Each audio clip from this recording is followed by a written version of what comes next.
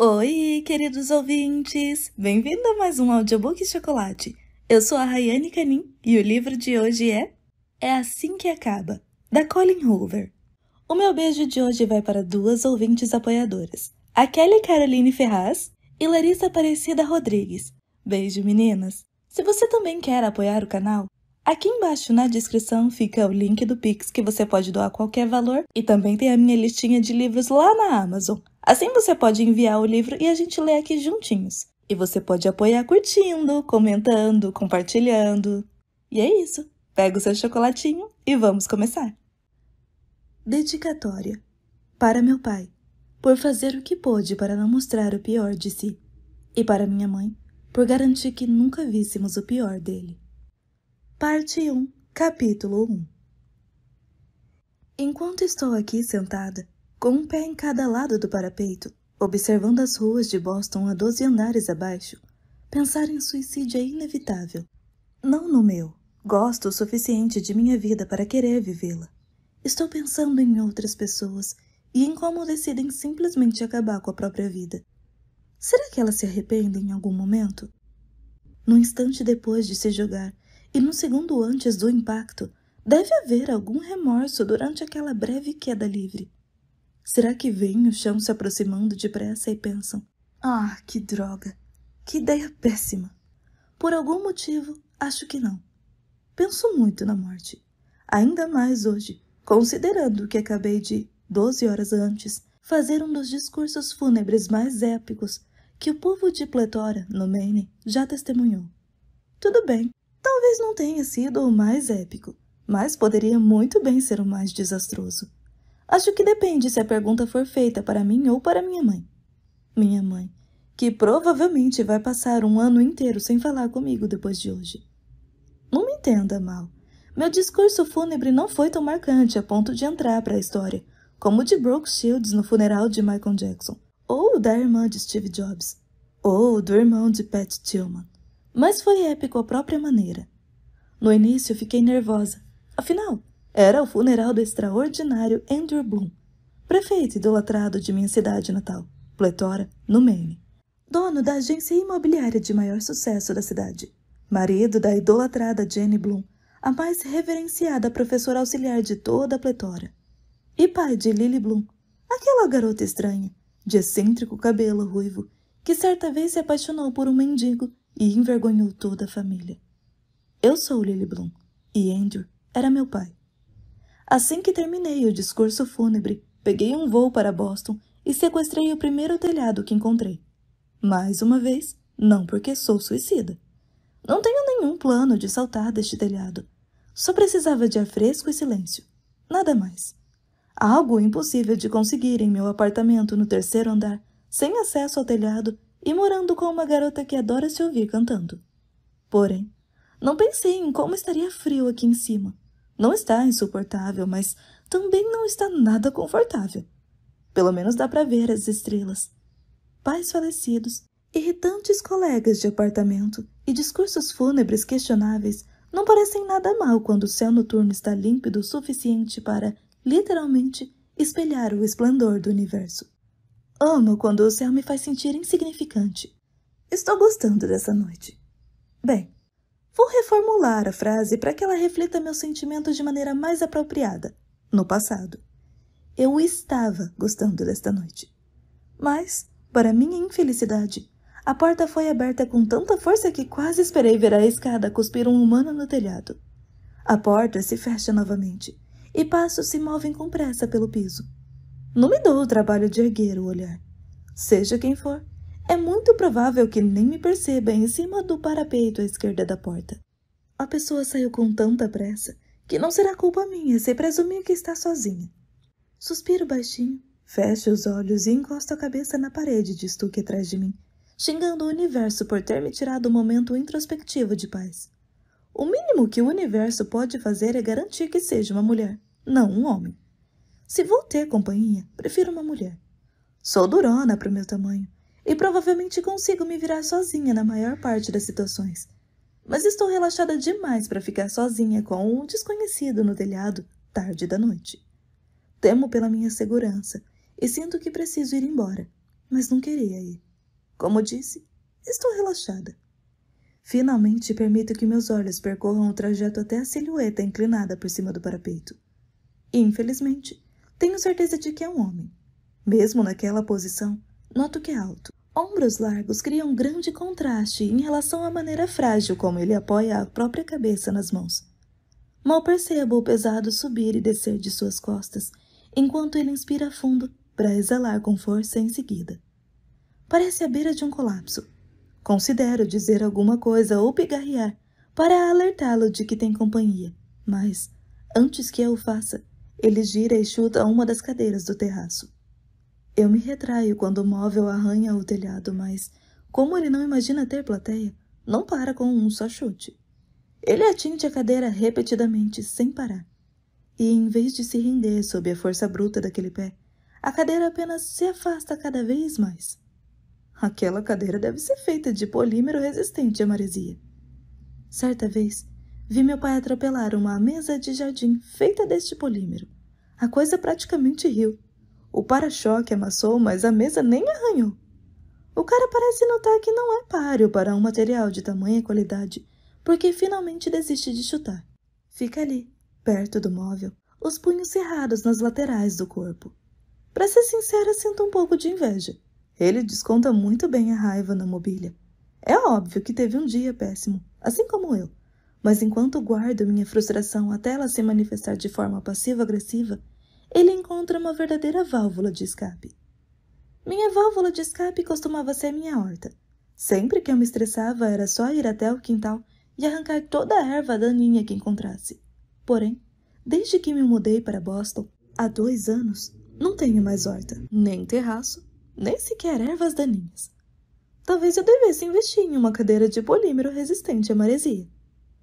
Fico observando o rapaz mais um pouco e me pergunto se ele não vai se mexer. Está simplesmente parado, encarando a cadeira. Não está mais de punhos cerrados. As mãos estão apoiadas nos quadris e percebo que sua camisa não tem um caimento bom no bíceps. Tem um caimento ótimo no restante do corpo, mas seus braços são enormes. Ele começa a remexer nos bolsos até encontrar o que está procurando e, na provável tentativa de administrar ainda mais a raiva, acende um baseado. Tenho 23 anos. Já terminei a faculdade e usei a mesma droga recreativa 1 ou 2 vezes. Não vou julgar o rapaz por achar que precisa fumar sozinho. Mas é esta a questão.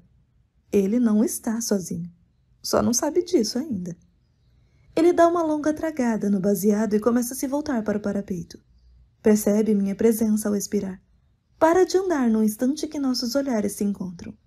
Sua expressão não é de susto nem de humor.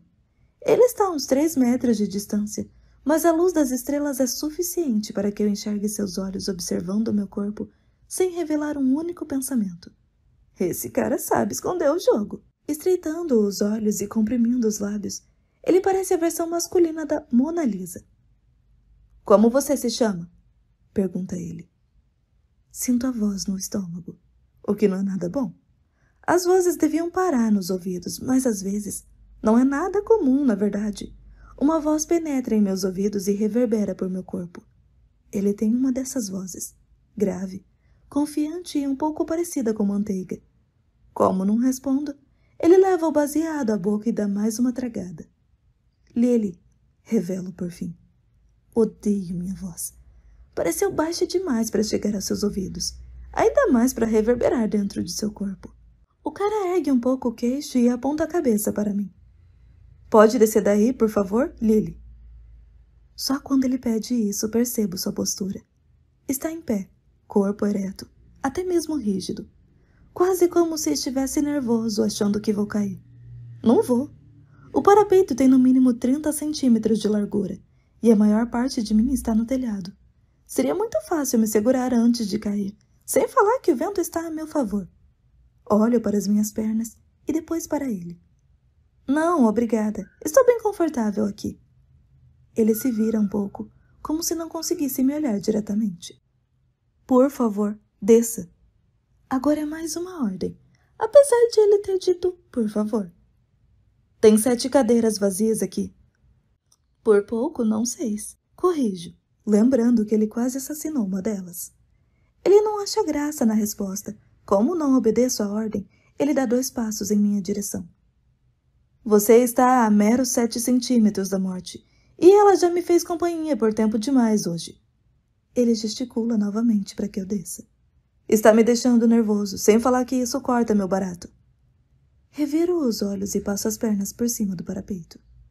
Deus me livre de desperdiçar um baseado. Dou um pulo para descer e limpo as mãos na calça jeans. Melhorou? Pergunto, enquanto me aproximo. O cara expira com força, como se tivesse prendido a respiração ao me ver em cima do parapeito. Passo por ele em direção ao lado do telhado, com a melhor vista, e no meio tempo, não deixo de perceber como ele é incrivelmente bonito.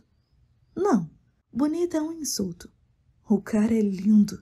Tem as mãos cuidadas, cheira a dinheiro e parece ser bem mais velho que eu. Seus olhos se enrugam ao me seguir, e seus lábios parecem um bico, mesmo quando relaxados. Quando chego ao lado do prédio com vista para a rua, eu me inclino e fico olhando os carros lá embaixo, tentando não demonstrar minha admiração. Só pelo corte de cabelo já dá para perceber que esse é o tipo de homem que impressiona facilmente, e eu me recuso a alimentar seu ego. Não que tenha feito alguma coisa para me convencer de que é metido, porém está vestindo uma camisa casual da Burberry, e acho que nunca estive no radar de alguém com dinheiro para, casualmente, comprar uma dessas. Escuto passos se aproximando atrás de mim, e ele se inclina na grade a meu lado. De soslaio, eu o observo dar uma tragada no baseado. Após terminar, ele o oferece, mas recuso com um gesto. A última coisa de que eu preciso é me drogar perto desse cara. Sua voz já é praticamente uma droga. Meio que quero ouvi-la de novo. Então pergunto. Então, o que aquela cadeira fez para te deixar tão zangado? Ele olha para mim. Quero dizer, realmente me olha. Seus olhos encontram os meus e ele me encara com firmeza, como se todos os meus segredos estivessem bem no rosto. Jamais vi olhos tão escuros. Talvez eu até tenha visto, porém parecem mais escuros quando associados a uma presença tão intimidante. Ele não me responde, mas minha curiosidade não é facilmente saciada. Se ele me obrigou a descer de um parapeito muito confortável e tranquilo, espero que ele me entretenha com respostas para as minhas perguntas indiscretas. Foi uma mulher? Pergunto. Ela partiu seu coração? Ele ri um pouco. Quem me dera se meus problemas fossem tão triviais quanto assuntos do coração. Ele se encosta na parede e se vira para mim. Você mora em que andar? Lambe os dedos e aperta a extremidade do baseado antes de guardá-lo no bolso. Nunca te encontrei. É porque não mora aqui. Aponto para o meu apartamento. Está vendo aquele prédio da seguradora? Ele semicerra as pálpebras enquanto olha na direção indicada. Aham. Moro no prédio ao lado, é baixo demais para ver daqui. São só 3 andares. Ele se volta para mim, apoiando o cotovelo no parapeito. Se mora ali, por que está aqui? É o apartamento de seu namorado ou algo assim? Por algum motivo, seu comentário faz com que me sinta fácil. Foi óbvio demais. Uma cantada amadora. Pela aparência, sei que é mais habilidoso. Então fico com a impressão de que ele deixa as cantadas mais difíceis somente para as mulheres merecedoras. Seu telhado é legal, respondo. Ele ergue a sobrancelha, esperando que eu explique melhor. Eu queria tomar ar fresco, um lugar para pensar. Abri o Google Earth e encontrei o prédio com o terraço decente mais próximo. Ele me olha sorrindo. Pelo menos você é econômica, comenta. Essa é uma boa qualidade. Pelo menos?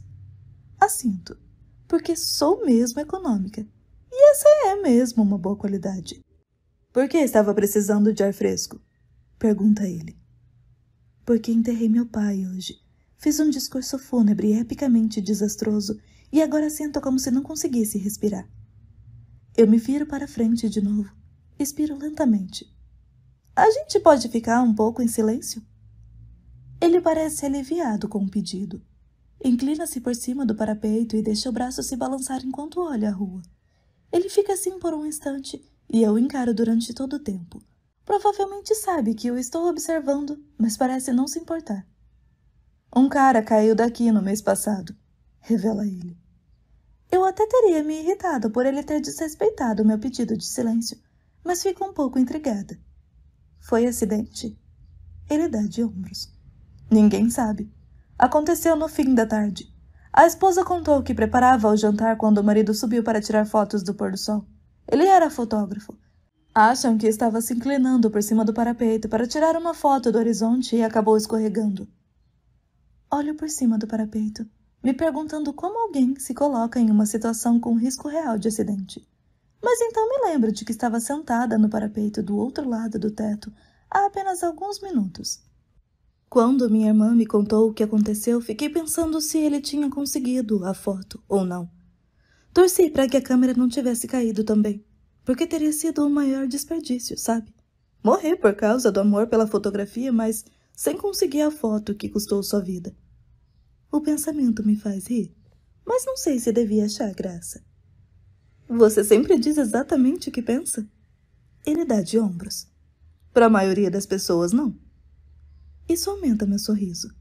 Fico feliz em saber que, mesmo sem me conhecer, por algum motivo ele não me considera a maioria das pessoas. Ele apoia as costas no parapeito e cruza os braços. Você nasceu aqui? Eu balanço a cabeça. Não, eu me mudei do Maine depois da formatura. Ele enruga o nariz, o que é meio sensual. Ver esse homem, usando uma camisa da Burberry e com um corte de cabelo de $200, fazendo careta. Então está no purgatório de Boston, é? Deve ser péssimo. Como assim? Pergunto. Ele retorce o canto da boca.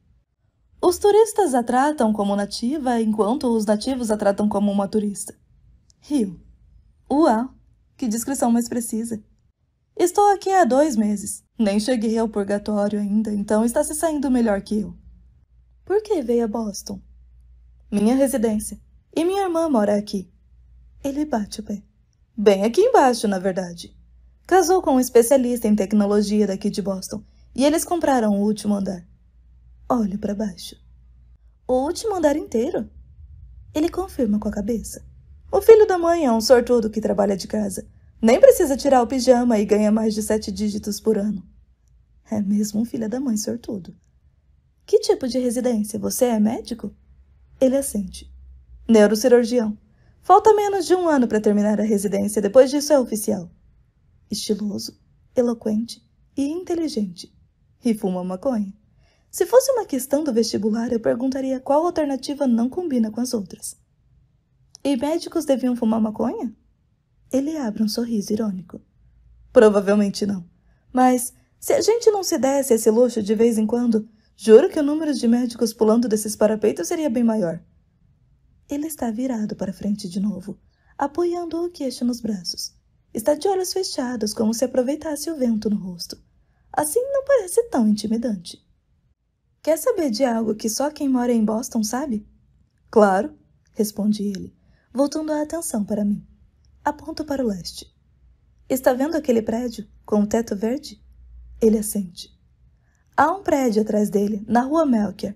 Tem uma casa em cima do prédio, tipo, uma casa mesmo, construída bem no teto. Não dá para ver da rua e o prédio é tão alto que poucas pessoas sabem disso. Ele fica impressionado. Sério? Confirmo com a cabeça. Vi quando estava procurando no Google Earth, então pesquisei o local. Pelo visto, concederam uma licença para construção em 1982. Deve ser muito legal, não acha? Morar em uma casa no topo de um prédio. O telhado seria todo seu? Argumenta ele. Eu não tinha pensado nisso. Se eu fosse dona do telhado, poderia ter hortas. Eu teria uma válvula de escape. Quem mora lá? Pergunta ele. Ninguém sabe, é um dos grandes mistérios de Boston. Ele ri e depois me olha com curiosidade.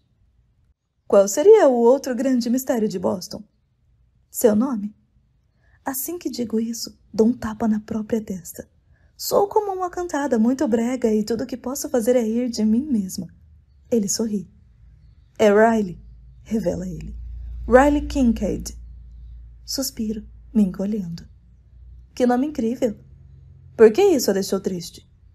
Porque eu faria de tudo para ter um nome legal. Não gosta de Lily? Inclino a cabeça e ergo a sobrancelha. Meu sobrenome é Bloom. Florescer em inglês. Ele fica em silêncio. Sinto que tenta não demonstrar piedade. Eu sei, é péssimo. É o nome de uma menina de 2 anos, não de uma mulher de 23. Uma menina de 2 anos sempre vai ter o mesmo nome, independentemente da idade. Nós não nos livramos do nome quando envelhecemos, Lily Bloom. Que pena, rebato. Mas o pior é que adoro jardinagem. Amo flores, plantas, cultivar coisas. É minha paixão. Sempre foi meu sonho abrir uma floricultura, mas tenho medo de que as pessoas não julguem uma vontade autêntica. Pensem que eu só estou tentando me aproveitar de meu nome, que ser uma florista não é trabalho de meus sonhos. Pode ser, conta ele. Mas por que isso importa? Acho que não importa. Noto que estou sussurrando. Lily Bloom. Eu o vejo abrir um sorriso. É um ótimo nome para uma floricultura, mas tenho mestrado em administração. Seria dar um passo atrás, não acha? Trabalho para a maior empresa de marketing em Boston. Ser dona do próprio negócio não é dar um passo atrás, argumenta ele. Ergo a sobrancelha. A não ser que dê errado. Ele assente, concordando. A não ser que dê errado, concorda. E qual o seu nome do meio, Lily Bloom? Resmungo, e ele se anima com isso. Quer dizer que é ainda pior? Apoio a cabeça nas mãos e faço que sim. Rose? Balanço a cabeça. Violet? Quem me dera. Eu me contraio e murmuro. Blossom. Desabrochar em inglês. Há um momento de silêncio. Caramba! Exclama ele baixinho. Pois é. Blossom era o sobrenome de solteira de minha mãe, e meus pais acharam que os sobrenomes sinônimos eram um sinal do destino. Então, claro que, quando nasci, quiseram me dar um nome de flor. Seus pais devem ser uns babacas. Um deles é. Era. Meu pai morreu esta semana. Ele olha para mim. Ah, tá. Não vou cair nessa. Estou falando sério, por isso vim até aqui hoje. Acho que eu estava precisando chorar um pouco. Ele fica me encarando por um instante, desconfiado, para ter certeza de que não estou enganando. Mas não se desculpa pela gafe. Em vez disso, os olhos ficam um pouco mais curiosos, como se ele estivesse realmente intrigado. Vocês eram próximos? Que pergunta difícil. Apoio o queixo nos braços e volto a olhar a rua. Não sei, respondo dando de ombros. Como filha eu o amava, mas como ser humano eu o odiava. Sinto que ele continua me observando, depois diz. Gosto disso, da sua sinceridade. Ele gosta da minha sinceridade. Deve estar corando. Ficamos em silêncio por mais um tempo, até que ele pergunta. Você às vezes deseja que as pessoas fossem mais transparentes? Como assim? Ele passa o polegar em um pedaço de estuque descascado até soltá-lo. Dá um peteleco, jogando-o por cima do parapeito. Sinto que todo mundo finge ser quem é, que no fundo somos todos igualmente ferrados. Alguns apenas escondem isso melhor que os outros. Ou ele está ficando meio chapado, ou é muito introspectivo. Seja como for, acho bom. Minhas conversas preferidas são sem nenhuma resposta real. Não acho um pouco de reserva ruim, avalia Lily. Nem sempre as verdades nuas e cruas são bonitas. Ele me encara por um instante. Verdades nuas e cruas? Repete ele. Gostei disso. Ele se vira e vai até o meio do telhado. Ajeita o encosto de uma espreguiçadeira atrás de mim e depois se acomoda ali. É reclinável, então ele põe as mãos atrás da cabeça e observa o céu. Vou parar do lado e me ajeito até ficar na mesma posição. Me conte uma verdade nua e crua, Lily. Sobre o quê? Ele dá de ombros. Não sei. Algo de que você não se orgulhe. Algo que me faça sentir menos ferrado. Ele encara o céu esperando minha resposta. Meus olhos seguem a linha de seu maxilar, a curva das bochechas, o contorno dos lábios. Suas sobrancelhas estão unidas, contemplativas. Não sei o motivo, mas ele parece precisar de uma conversa. Penso na pergunta e tento encontrar uma resposta sincera. Quando consigo, desvio o olhar e volto a encarar o céu. Meu pai era violento. Não comigo, com minha mãe. Ficava tão alterado quando brigavam que às vezes até batia nela. Quando isso acontecia, ele passava 1 ou 2 semanas tentando recompensá-la pelo que acontecera. Comprava flores ou nos levava para jantar fora. Às vezes ele comprava alguma coisa para mim porque sabia como eu odiava essas brigas. Quando eu era criança, ansiava por elas porque sabia que, Se ele batesse em minha mãe, as 2 semanas seguintes seriam ótimas. Paro. Acho que nunca admiti isso, nem pra mim mesma. Claro que, se fosse possível, eu nunca permitiria que a machucasse. Mas a violência era inevitável no casamento dos dois e se tornou nosso padrão. Quando fiquei mais velha, percebi que não fazer nada também me tornava culpada. Passei boa parte da vida o odiando por ser uma pessoa tão ruim, mas não sei se sou melhor. Talvez nós dois sejamos pessoas ruins. Riley olha para mim, pensativo. Lily, diz ele, enfaticamente.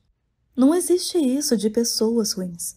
Todos nós somos humanos e, às vezes, fazemos coisas ruins. Abro a boca para responder, mas suas palavras me deixaram em silêncio. Todos nós somos humanos e, às vezes, fazemos coisas ruins. Acho que isso é verdade de certa maneira. Ninguém é exclusivamente ruim ou exclusivamente bom. Algumas pessoas só precisam se esforçar mais para suprimir o lado ruim. Sua vez, digo a ele.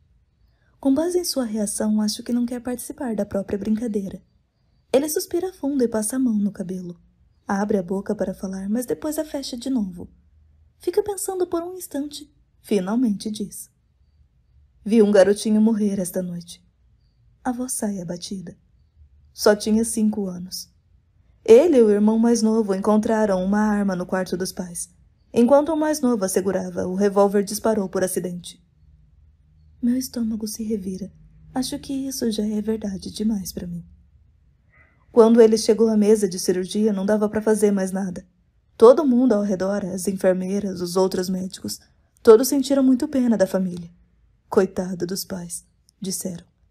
Mas quando fui até a sala de espera dar a notícia aos dois, não senti um pingo de pena. Eu queria que sofressem. Queria que sentissem o peso de sua ignorância ao deixar uma arma carregada ao alcance de crianças inocentes. Queria que entendessem que, além de perder um filho, tinha arruinado a vida do que puxou o gatilho. Meu Deus, eu não estava preparada para algo tão pesado. Nem consigo imaginar como uma família supera uma coisa assim. Coitado do irmão do garoto, comento. Não consigo imaginar como isso vai afetá-lo. Testemunhar algo desse nível. Riley dá um peteleco em alguma coisa na calça jeans. É algo que vai destruir sua vida. É isso que vai acontecer. Eu me viro para ele, ficando de lado e apoiando a cabeça na mão. É difícil ver essas coisas todo dia? Ele balança um pouco a cabeça. Devia ser muito mais difícil, porém, quanto mais tempo passo perto da morte, mais se torna parte da vida. Não sei como me sinto em relação a isso. Ele faz contato visual de novo. Me conte outra, pede. Acho que a minha foi mais perturbadora que a sua. Discordo, mas confesso a coisa perturbadora que fiz há apenas 12 horas. 2 dias atrás, minha mãe me pediu para fazer o discurso fúnebre no enterro de meu pai. Eu disse que não ficaria à vontade, que não conseguiria encarar a multidão, que cairia em prantos, mas era mentira. Eu simplesmente não queria. Acho que discursos fúnebres devem ser feitos por pessoas que respeitam o falecido, e eu não respeitava muito meu pai. Você fez o discurso? Confirmo com a cabeça. Fiz, hoje de manhã. Eu me sento e puxo as pernas para debaixo do corpo enquanto continuo, virada para ele. Quer escutar? Ele sorri. Com certeza. Ponho as mãos no colo e respiro fundo. Eu não fazia ideia do que dizer. Cerca de 1 hora antes do funeral, eu avisei minha mãe de que não queria discursar. Ela pediu algo simples, disse que deixaria meu pai feliz. Garantiu que eu só precisaria ir até o púlpito dizer 5 coisas boas sobre meu pai. Então, foi exatamente o que fiz. Riley se apoia no cotovelo, parecendo ainda mais interessado. Ele nota em meu olhar que a situação vai piorar. Ah, não, Lily. O que você fez? Vou reencenar. Levanto e sigo até o outro lado da espreguiçadeira. Eu me impertigo e ajo como se estivesse olhando para a mesma plateia com que me deparei pela manhã. Pigarreio. Oi, meu nome é Lily Bloom, filha do falecido Andrew Bloom. Agradeço a presença de todos aqui hoje em luto por essa perda. Eu queria aproveitar este momento para homenagear a vida de meu pai e compartilhar com vocês 5 coisas boas sobre ele. A primeira? Olho para Riley e dou de ombros. Foi isso. Ele se senta. Como assim? Eu me sento na espreguiçadeira e depois me deito de novo. Fiquei lá parada por 2 minutos inteiros sem dizer mais nada. Eu não tinha nada de bom para dizer sobre aquele homem, então fiquei encarando todo mundo, até minha mãe perceber minha intenção e pedir para meu tio intervir. Riley inclina a cabeça. Está brincando?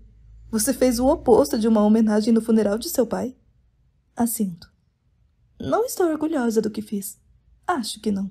Quero dizer, se dependesse de mim, ele teria sido uma pessoa bem melhor e eu falaria há 1 hora sobre ele. Riley se deita de novo. Uau! Exclama ele, balançando a cabeça. Você meio que é minha heroína. Zombou de um falecido. Que coisa de mau gosto. Bem, a verdade nua e crua dói. Eu rio. Sua vez. Não vou conseguir superar isso, diz ele. Tenho certeza de que consegue chegar perto. Não sei, não. Revira os olhos. Consegue sim. Não faça eu me sentir a pior pessoa aqui. Me conte seu pensamento mais recente. Um que a maioria das pessoas não diria em voz alta. Ele põe as mãos atrás da cabeça e me encara nos olhos. Quero te comer. Fico boquiaberta. Depois me recomponho. Acho que estou sem palavras. Ele me olha com inocência. Você pediu meu pensamento mais recente, então contei. Você é linda, eu sou homem. Se você gostasse de sexo casual, eu te levaria para o meu quarto lá embaixo e te comeria. Não consigo olhar para ele. Seu comentário me faz sentir várias coisas ao mesmo tempo. Bem, eu não gosto de sexo casual. Imaginei, diz. Sua vez? Ele está tão tranquilo, nem parece que acabou de me deixar sem palavras. Preciso de um instante para me recompor depois dessa, explico rindo. Tento pensar em algo que vá deixá-lo um pouco chocado, mas não consigo esquecer o que ele acabou de dizer, em voz alta. Talvez seja porque é neurocirurgião. Jamais imaginei alguém tão instruído falando algo vulgar de forma aleatória. Eu me recomponho, um pouco, e depois digo. Tá, já que estamos nesse assunto, o primeiro cara com quem transei era um mendigo. Ele se anima e se vira para mim. Ah, preciso saber mais sobre essa história. Estico o braço e apoio a cabeça ali. Cresci no Maine, a gente morava em um bairro bem razoável, mas a rua de trás não estava em condições tão boas. Nosso quintal era colado a uma casa condenada, adjacente a 2 terrenos abandonados. Fiz amizade com um cara chamado Atlas que dormia no lugar. Ninguém sabia que ele morava ali, só eu. Eu lhe levava comida, roupas, coisas, até meu pai descobrir. E o que ele fez? Contrai o maxilar. Não sei por que mencionei isso, já que me obrigo a não pensar nesse assunto todos os dias. Bateu no cara. Não quero mais ser nua e crua em relação ao assunto. Sua vez. Ele me observa em silêncio por um instante, como se soubesse que a história não acaba assim, mas depois desvia o olhar. Sinto repulsa só de pensar em casar, confessa ele. Estou com quase 30 anos e não tenho a menor vontade de encontrar uma pessoa. E principalmente não quero filhos. A única coisa que quero na vida é sucesso. Muito. Mas, se eu admitir isso em voz alta para alguém, vai parecer arrogância. Sucesso profissional ou status social? As duas coisas. Qualquer pessoa pode ter filhos. Qualquer pessoa pode casar. Mas nem todo mundo pode ser um neurocirurgião. Tenho muito orgulho disso. E não quero ser só um ótimo neurocirurgião. Quero ser o melhor em minha área. Você tem razão. Fica parecendo arrogância mesmo. Ele sorri. Minha mãe acha que estou desperdiçando minha vida no trabalho. Você é neurocirurgião e sua mãe está desapontada? Rio. Meu Deus, que loucura. Será que os pais jamais ficam satisfeitos com os filhos? Nunca somos bons o bastante? Ele balança a cabeça. Meus filhos não seriam. Poucas pessoas são tão determinadas como eu. E isso só desencadearia seu fracasso. Por isso jamais vou ter filhos. Na verdade, acho algo digno, Riley. Muitas pessoas se recusam a admitir serem egoístas demais para terem filhos. Ele balança a cabeça. Ah, sou egoísta demais para ter filhos. E com certeza sou egoísta demais para me relacionar com alguém. Então como evita isso? Simplesmente não sai com ninguém? Ele me olha e sorri. Quando tenho tempo, algumas garotas satisfazem minhas necessidades. Não estou precisando de nada nesse departamento, se é o que está perguntando. Mas nunca me senti atraído pelo amor. Sempre foi mais um fardo que qualquer outra coisa. Eu queria pensar assim. Minha vida seria tão mais fácil. Que inveja. Acredito que exista um homem perfeito para mim. E vivo me decepcionando, porque ninguém corresponde a meus padrões. Parece que estou em busca infinita pelo Santo Graal. Devia testar meu método, aconselha ele. Qual? Sexo casual. Ele ergue a sobrancelha como se fosse um convite. Ainda bem que está escuro, porque meu rosto parece em brasas. Eu nunca conseguiria transar com alguém sabendo que não daria em nada. Argumento, em voz alta, mas minhas palavras carecem de convicção. Ele inspira fundo e devagar, depois se deita. Você não é esse tipo de garota, né? Pergunta ele, um pouco desapontado. Também me sinto assim. Nem sei se eu rejeitaria se ele tentasse alguma coisa, mas acho que acabei de frustrar essa possibilidade. Se você não transaria com alguém que acabou de conhecer? Seus olhos encontraram os meus de novo. Até onde você iria? Não sei responder. Eu me deito porque a maneira como me olha me faz reavaliar essa história de sexo casual. Acho que não sou necessariamente contra. Apenas jamais recebi a proposta de alguém que me faria considerar a opção. Até agora, acho. E será que ele está mesmo me propondo algo? Sempre fui péssima nesse lance de flerte. Ele estende o braço e segura a beirada de minha espreguiçadeira. Com um movimento rápido e pouquíssimo esforço, Riley a puxa para perto até encostar na sua. Meu corpo inteiro enrijece. Ele está tão perto que sinto o calor de sua respiração cortando o ar frio. Se eu olhasse para ele, seu rosto estaria a meros centímetros do meu. Eu me recuso a encará-lo, porque ele provavelmente me beijaria. E não sei absolutamente nada sobre esse homem, além de algumas verdades nuas e cruas. Porém, isso não me pesa nem um pouco na consciência quando ele põe a mão em minha barriga. Até onde você iria, Lily? Sua voz está indecente, gostosa. Vai direto para a ponta de meus pés. Não sei, sussurro.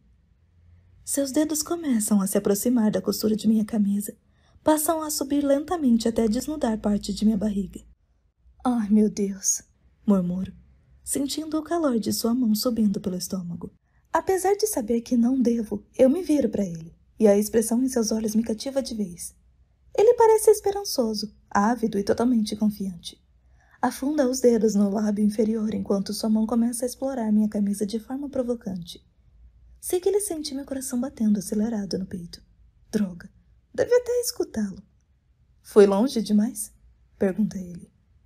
Não sei de onde está vindo esse meu lado, mas balanço a cabeça e digo, de jeito algum. Com um sorriso, seus dedos roçam a parte de baixo de meu sutiã, fluindo levemente por minha pele, que está toda arrepiada. Assim que fecha as pálpebras, um som penetrante rasga o ar. Sua mão enrijece quando nós dois percebemos que é um celular, o dele. Ele encosta a testa em meu ombro. Droga! Franzo o senho quando sua mão abandona minha pele. Ele remexe no bolso procurando o celular, se levanta e se afasta alguns metros para atender a ligação. Dr. Kincaid, diz ele. Escuta atentamente agarrando a nuca. E Roberts, não estou de plantão. Mais silêncio. Ok, me dê 10 minutos. Estou indo. Ele encerra a ligação e guarda o celular no bolso. Ao se virar para mim, parece um pouco desapontado. Aponta para a porta que leva à escada. Eu preciso... Balanço a cabeça. Tudo bem. Ele me analisa por um instante e depois ergue o dedo. Não se mexa, ordena Riley, pegando o celular mais uma vez. Ele se aproxima e o posiciona, como se estivesse prestes a tirar uma foto minha. Quase protesto, mas nem sei por quê. Estou totalmente vestida, mas por algum motivo não me sinto assim. Riley tira uma foto minha, deitada na espreguiçadeira, os braços relaxados acima da cabeça. Não faço ideia do que pretende fazer com aquilo, mas gosto do fato de que atirou. Gosto de saber que senti vontade de lembrar como sou, por mais que imagine jamais voltar a me ver. Observo a foto na tela por alguns segundos e sorri. Eu me sinto meio tentada a tirar uma foto sua também, mas não sei se quero uma lembrança de alguém que nunca mais verei. Pensar nisso é um pouco deprimente. Foi um prazer conhecê-la, Lily Bloom. Espero que você desafie as probabilidades e realmente conquiste seu sonho. Sorrio, triste e confuso em relação ao rapaz. Não sei se eu já havia conhecido alguém assim, com um estilo de vida e uma faixa de imposto de renda totalmente diferentes dos meus. Provavelmente nunca mais o farei. Porém, perceber que não somos tão diferentes assim é uma boa surpresa. Equívoco confirmado. Ele olha para os próprios pés por um instante, parado de um jeito bastante incerto. como se estivesse dividido entre a vontade de dizer mais alguma coisa e a necessidade de partir. Ele me olha uma última vez. Nesse momento, seu rosto não está impassível. Percebo o desapontamento na linha de sua boca, antes de ele se virar e seguir na direção oposta. Abre a porta e escuto seus passos esvaecerem enquanto ele desce a escada correndo. Estou sozinha no telhado de novo, mas, para minha surpresa, fico um pouco triste com isso. Capítulo 2. Lucy, minha colega de apartamento que adora se ouvir cantando, corre pela sala pegando chaves, sapatos, óculos escuros. Estou sentada no sofá, abrindo caixas de sapato repletas de coisas antigas que eu trouxe de casa. Peguei tudo essa semana quando voltei para o funeral de meu pai. Vai trabalhar hoje? Pergunta Lucy. Não, estou de licença até segunda. Luto. Ela para bruscamente. Até segunda? Zomba ela. Sua vaca sortuda. Sim, Lucy, foi a maior sorte de meu pai morrer. Ironizo, claro, mas me contrai ao perceber que, na verdade, não pareci tão sarcástica assim. Você entendeu o que eu quis dizer? Murmura ela, pegando a bolsa enquanto se equilibra em um pé e coloca o sapato no outro. Não vou dormir em casa hoje, vou ficar com Alex. Ela bate a porta ao sair. Aparentemente temos muito em comum, mas além do mesmo manequim, da mesma idade, de nomes com 4 letras, começados por L e terminados por Y, somos só 2 meninas dividindo um apartamento. Por mim, tudo bem. Além da cantoria incessante, ela é bem tolerável. É limpa e passa muito tempo fora. 2 das qualidades mais importantes para uma pessoa que mora com você. Estou destampando uma das caixas quando meu celular toca. Estendo o braço até o canto e o pego. Quando vejo que é minha mãe, afundo o rosto no sofá e finge chorar na almofada. Levo o celular até o ouvido. Alô? São 3 segundos de silêncio. Depois. Oi, Lily. Suspiro e me sento de novo. Oi, mãe. Estou realmente surpresa por ela falar comigo. Só se passou um dia desde o funeral. Eu esperava ter notícias só daqui a 364 dias. Como você está? Pergunto. Ela suspira dramaticamente. Estou bem, responde. Sua tia e seu tio voltaram para Nebraska hoje de manhã. Vai ser minha primeira noite sozinha desde que... Você vai ficar bem, mãe. Garanto, tentando passar confiança. Ela fica em silêncio por tempo demais. Depois diz. Lily, só queria que você soubesse. Não precisa sentir vergonha por ontem. Fico quieta. Eu não estava com vergonha. Nem um pouco. Todo mundo congela de vez em quando. Eu não devia tê-la pressionado daquele jeito. Ainda mais em um dia tão difícil. Devia ter pedido para o seu tio fazer o discurso. Feche os olhos. Lá vai ela de novo. Encobrindo o que não quer ver. Assumindo uma culpa que nem é sua. Ela se convenceu, claro, de que fiquei paralisada ontem e por isso me recusei a falar. É óbvio. Penso seriamente em confessar que não foi um erro. Não congelei. Simplesmente não tinha nada de bom a dizer sobre o homem medíocre que ela escolheu para ser meu pai. Mas em parte me sinto culpada pelo que fiz. Especialmente porque minha mãe não devia ter testemunhado aquilo. Então acabo aceitando sua deixa e entro no jogo. Obrigada, mãe. Me desculpe por ter paralisado. Tudo bem, Lily. Preciso ir. Preciso ir à seguradora. Amanhã teremos a reunião sobre as apólices de seu pai. Me ligue, ok? Ligo sim, respondo. Te amo, mãe. Encerro a ligação e jogo o celular do outro lado do sofá. Abro a caixa de sapatos no colo e retiro o conteúdo. Bem no topo, há um coraçãozinho oco de madeira. Passo os dedos por ele e me lembro da noite em que o ganhei. Assim que começo a assimilar a lembrança, afasto o objeto. A nostalgia é uma coisa curiosa. Separo algumas cartas antigas e recortes de jornal. Embaixo de tudo, encontro o que sabia estar nessas caixas, e ao mesmo tempo esperava que não estivesse. Meus diários de Ellen. Passo as mãos por cima das capas. São 3 nessa caixa, mas provavelmente 8 ou 9 no total. Não li nenhum desde a última vez que escrevi algo. Quando eu era mais nova, eu me recusava a admitir a existência de meu diário. Era muito clichê. Em vez disso, me convenci de que eu fazia algo legal, porque tecnicamente não era um diário. Toda vez, eu escrevia para Ellen DeGeneres. Comecei a assistir ao programa no dia em que estreou, em 2003, quando ainda era uma criança. Eu sintonizava todo dia depois da escola e tinha certeza de que Ellen me amaria se me conhecesse. Escrevi cartas para ela regularmente até os 16 anos, mas na forma de diário. Claro que eu sabia que a última coisa que Ellen DeGeneres provavelmente ia querer eram os textos de uma garotinha qualquer. Felizmente, jamais enviei nenhum, mas gostava de escrever no diário como se este fosse destinado a ela. Então continuei fazendo isso até parar de vez. Abro outra caixa de sapato e encontro mais cadernos. Eu os reviro até achar o de quando eu tinha 15 anos. E o abro, procurando o dia em que conheci Atlas.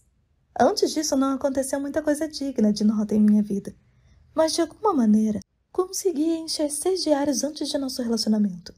Jurei que nunca mais leria essas coisas, mas com a morte de meu pai passei a pensar muito na infância.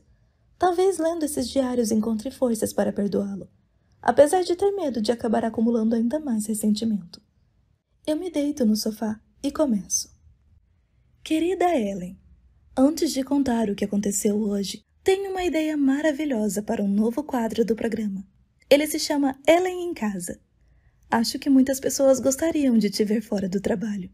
Sempre fico imaginando como você é em casa, quando está sozinha com Portia, sem nenhuma câmera por perto. Talvez os produtores possam dar uma câmera a ela, e de vez em quando ela flagraria você de surpresa e te filmaria fazendo coisas normais, tipo vendo TV, cozinhando, cuidando do jardim. Ela poderia filmar você por alguns segundos sem que percebesse e depois gritar "Ellen em casa!" e te assustar. Acho justo, porque você adora pegadinhas. Tá, agora que contei isso, queria contar há um tempo e sempre esquecia. Vou falar sobre meu dia de ontem. Foi interessante. Provavelmente o dia mais interessante que já tive para contar. Tirando o dia em que Abigail Ivory deu um tapa no Sr. Carson por ter olhado para seu decote. Lembra que um tempo atrás eu falei para você sobre a Sra. Burleson, que morava atrás da gente e morreu na noite daquela grande nevasca? Meu pai disse que ela devia ter tantos impostos que a filha não conseguiu ficar com a casa. Tenho certeza de que não se incomodou, porque a casa estava começando a cair aos pedaços. Provavelmente teria sido mais um fardo que outra coisa. A casa está vazia desde a morte da Sra. Burleson, e isso já tem uns 2 anos.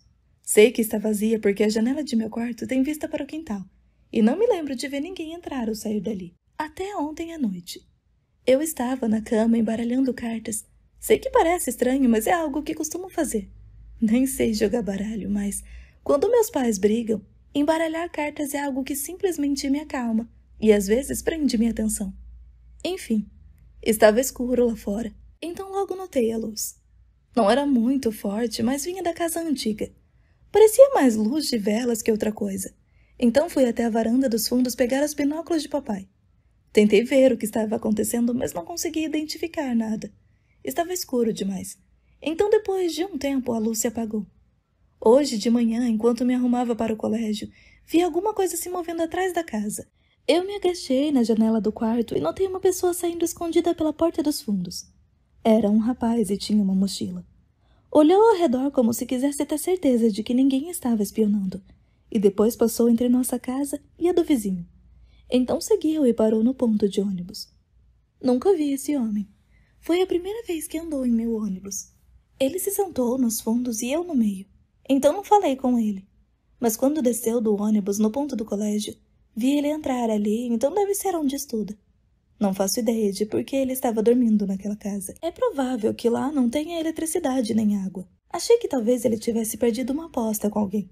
Mas hoje ele desceu do ônibus no mesmo ponto que eu. Seguiu pela rua como se fosse para outro lugar. Mas fui correndo para meu quarto e fiquei olhando da janela. E alguns minutos depois, eu o vi entrar escondido pelos fundos na casa vazia. Não sei se eu devia dizer alguma coisa para minha mãe.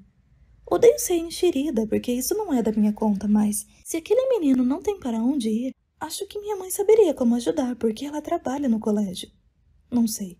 Talvez eu espere alguns dias antes de dizer alguma coisa, para ver se ele volta para casa. Talvez só precise de um tempinho longe dos pais. Acho que eu mesma gostaria, às vezes. Ok. Depois eu conto o que acontecer amanhã. Lily. Querida Ellen. Oi, tô de volta. E aí, gostou do capítulo? Se quiser ouvir o livro completo, entra no nosso grupo Prêmio no Telegram. Te espero lá. Beijo, até mais.